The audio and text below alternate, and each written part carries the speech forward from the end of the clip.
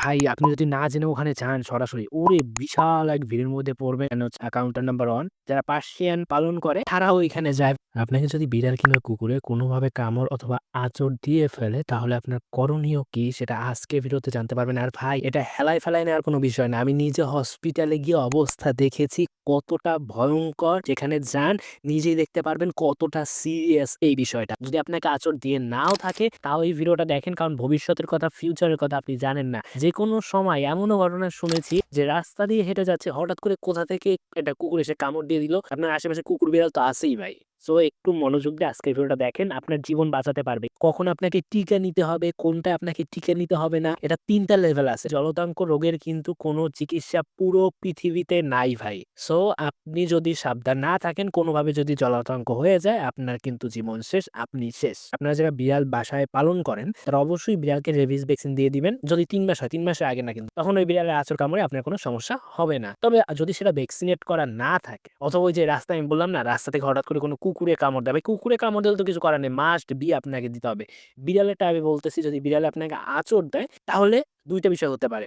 বিড়ালটা কি ঘরের নাকি বাহিরের? যদি ঘরের বিড়াল হয় তাহলে আপনার কোনো চিন্তার কারণ নেই। তবে যদি অনেক বড় আঁচড় হয় যে আপনার একদম মাংস তুলে নিছে, গড়াইয়ে রক্ত পড়তেছে, তখন কিন্তু আপনাকে অবশ্যই একটা রেবিস ভ্যাকসিন দিতে হবে। আর চেষ্টা করবেন সরকারি হসপিটাল থেকে, এবং এটা ফ্রি ভাই। সরকারি হসপিটাল থেকে যদি আপনি দিতে পারেন, যদি ওদের কাছে ভ্যাকসিন থাকে, আপনি ওখান থেকে একদম ফ্রিতে আপনি দিতে পারবেন। একটা পয়সা, একটা টাকা আপনার লাগবে না। ৳১০ দিয়ে জাস্ট একটা টিকিট কিনতে হয়। এটা হচ্ছে ইনফেকশন ডিজিজ হসপিটাল।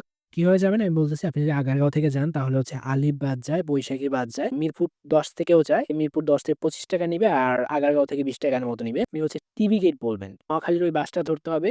টিবি গেটে আপনাকে নামতে হবে। তো টিবি গেটে নামার পর আপনারা দেখতে পাচ্ছেন এই যে একটা সোজা রাস্তা। এই রাস্তা দিয়ে আপনি ১ম এ ভিতরে যাবেন একদম সোজা।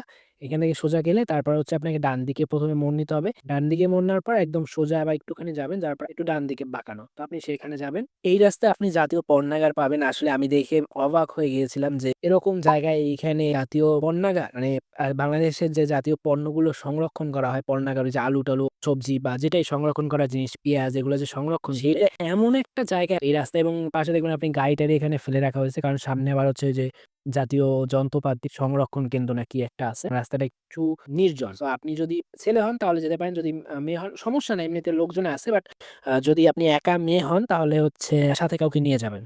আমি আসলে সন্ধ্যার দিকেও গিয়েছি, কোনো সমস্যা হয় নাই। কারণ সন্ধ্যার দিকে আবার মানুষ বেশি থাকে। তো এখান থেকে একটু সোজা গিয়ে তারপর হচ্ছে আপনাকে বাম দিকে মোড় নিতে হবে। এই যে দেখেন, এটা হচ্ছে ইনফেকশন ডিজিজ হসপিটাল। এই বাম দিকে কিন্তু একটা গেটের মতো আছে।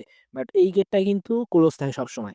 আপনি আবার ১ম গিয়ে এখানে দেখে বন্ধ দেখে ভাবতে পারেন যে এটা কি বন্ধ কিনা। না, এটা সবসময় ক্লোজ থাকে। আপনাকে এখান থেকে এই যে ডান দিকে মানুষ যাচ্ছে দেখেন, আপনার হচ্ছে গেটের পিছন দিক থেকে ঢুকতে হয় হসপিটালে। ঠিক আছে? আমি জানি না ওটা কেন বন্ধ রাখছে। এই যে এরকমটা দেখবেন যে এরকম অনেকে লাইনে দাঁড়ায় আছে।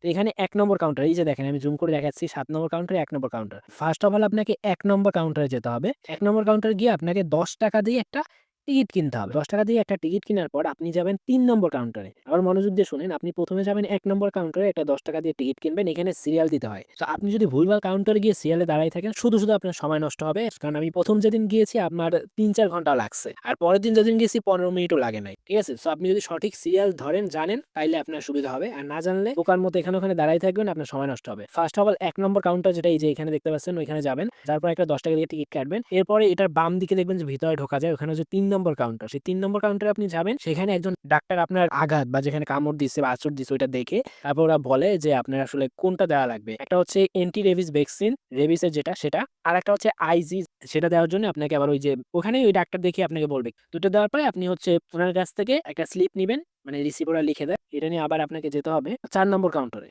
৪ নম্বর কাউন্টারে গিয়ে ওখানে আপনার এন্ট্রি করতে হবে আপনার নাম, তারপর যে ফোন নাম্বার, কোথা থেকে আসছেন, এসব লিখে রাখবে ওরা। এন্ট্রি করার পরে আপনি যাবেন ৫ নম্বরে, এবং ৫ নম্বরে আপনাকে হচ্ছে ভ্যাকসিনটা দেওয়া হবে। ঠিক আছে? এইভাবে হচ্ছে লাইন ধরে আপনি ঘুরে যাবেন। আর সেকেন্ড টাইম যখন আসবেন, মানে ১ম এ একটা ডোজ দেওয়ার পরে ৩ দিন পর সেকেন্ড ডোজ দেওয়া হয়। সেকেন্ড টাইম আপনি ফার্স্ট এ যাবেন ৭ নম্বরে। ৭ নম্বরে গিয়ে আপনি হচ্ছে আগের যে রিসিট আছে ওইটা দেখাবেন। ওরা হচ্ছে এন্ট্রি করে দিবে। এন্ট্রি করার পরে আপনি ৫ নম্বরের লাইনে গিয়ে দাঁড়াবেন, এবং ৫ নম্বরে গিয়ে আপনি ভ্যাকসিনটা দিয়ে চলে